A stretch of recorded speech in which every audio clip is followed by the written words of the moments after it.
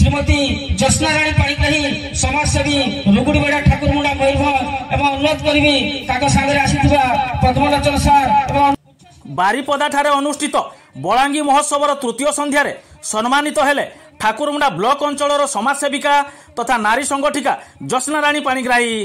मयूरभंज जिला बारिपदा ठारे आरंभ होइतिबा मयूरभंज बलांगी महोत्सवर 16 तारिख मंगलवार थिला तृतीय संध्या।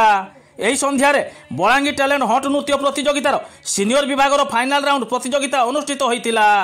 विचारक भावरे भुवनेश्वर विशिष्ट कोरियोग्राफर मास्टर सिमन एवं मुंबई कोरियोग्राफर मास्टर अजित जगदेई प्रतियोगी मानक दिग्दर्शन देइथिले।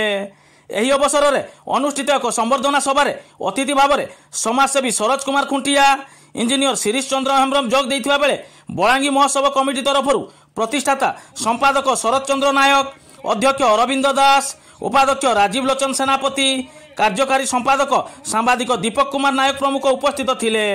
एही अवसर में एही मंच में ठाकुरमुंडा ब्लॉक अंचल समाजसेवी तथा गीतिकार पद्मलोचन नंदक प्रत्येक तत्वावधान में समाजसेवा तथा नारी संगठन दिगरे आगक बढ़ी ठाकुरमुंडा ब्लॉक अंचल समाजसेविका तथा नारी संगठिका ज्योत्स्ना राणी पाणिग्राही को पुष्पगुच्छ उत्तरीय एवं मानपत्र दे संबर्धित करा जायथिला। श्रीमती पाणिग्राही सम्मानित होगा खबर ठाकुरमुंडा ब्लॉक अंचल में प्रसारित होगा पर तांको विभिन्न महलरू अभिनंदनर सुओ छुटुछि। मयूरभंज ठाकुरमुंडारू शेख राजू को रिपोर्ट, एसआर न्यूज एक्सप्रेस।